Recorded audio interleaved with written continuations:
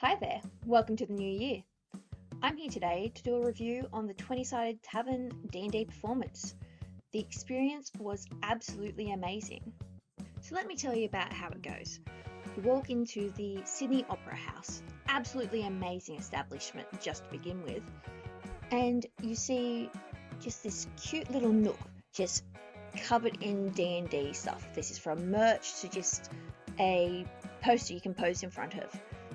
The atmosphere was absolutely amazing. Just you walk into the theatre and you are in this tavern sort of area. It's just the best D&D workshop you could ever hope for, really. My absolute favourite thing about the set was the dice jail. Just a small little detail you wouldn't even notice unless you went up and actually took a look. They just had lots of little hidden things in amongst it, which was really nice. So how it worked was you would walk in, take your seat. There's an app which connects you to the DM, and from there you get to have your say into what happens into the story and what you want to happen throughout the night.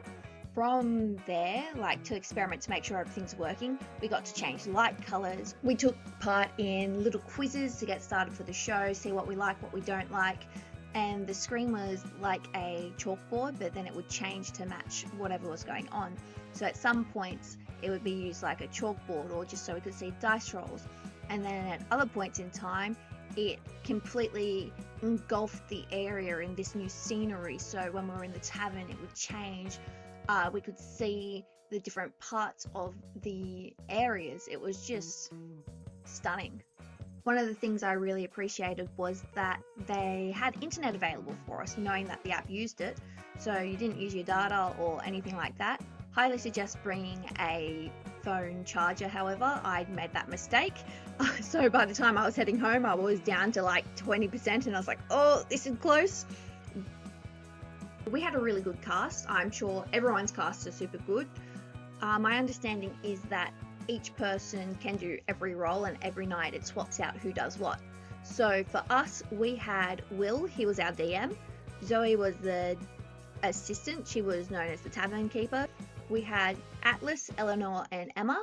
They were all surrogates for the audience. Audience participation was a lot of fun throughout the entire performance. The only problem I had was with the app. It was just a little bit hard to follow.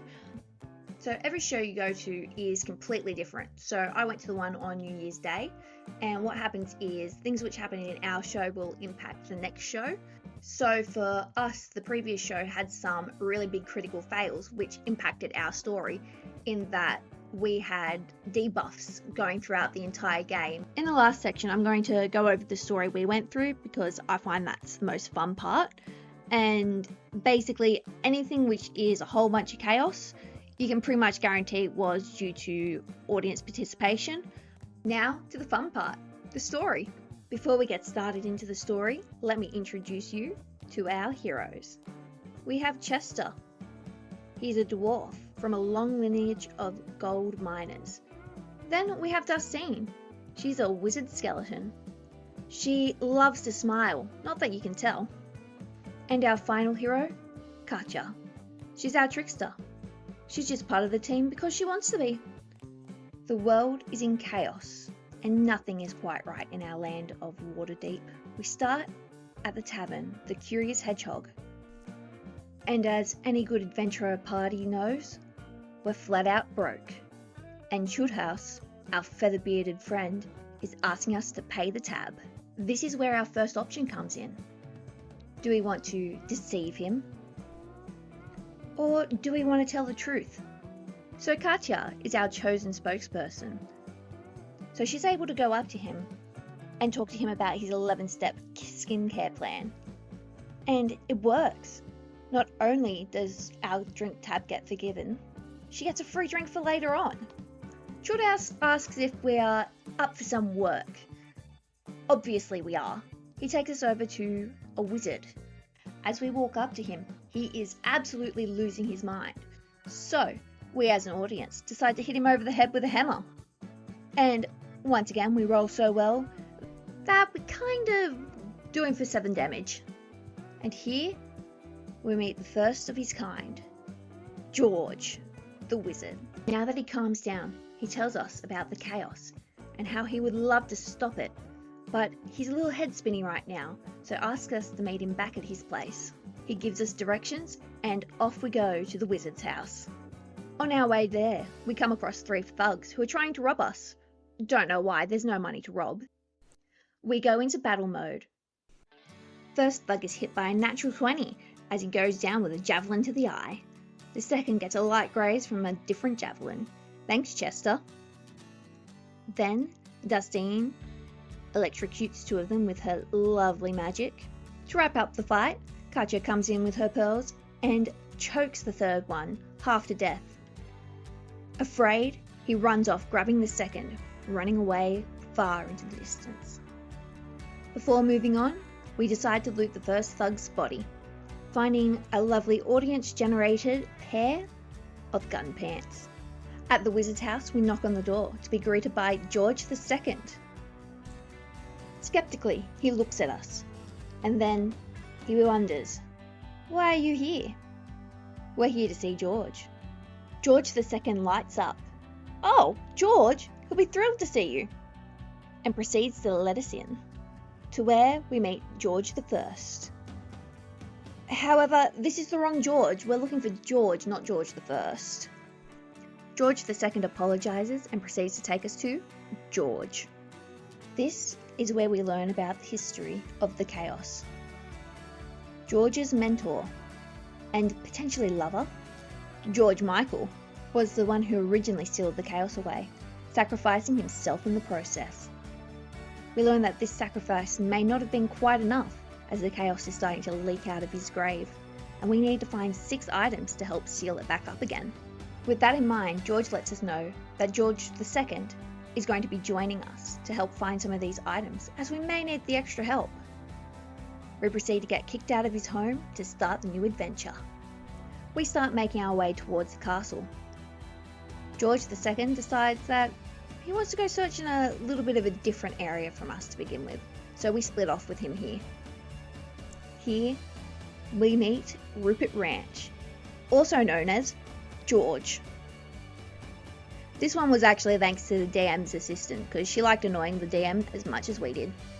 This George is guarding the tower's weapons, and to get in, we must answer his riddle. Voiceless, I cry. Wingless, I flutter. Toothless, I bite. Mouthless, I mutter. What am I? The majority of the audience gets this question correct. Me?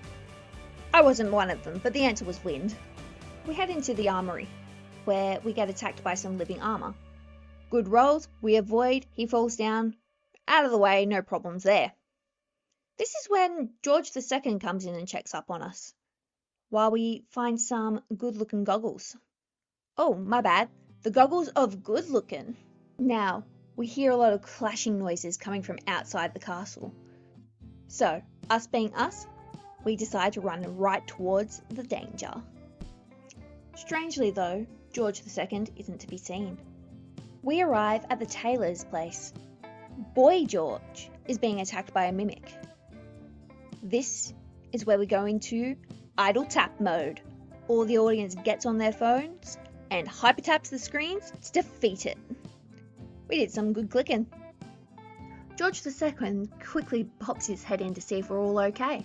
We say yeah, and he pops off again. Boy George gives us a nimble thimble to say thanks for our hard work.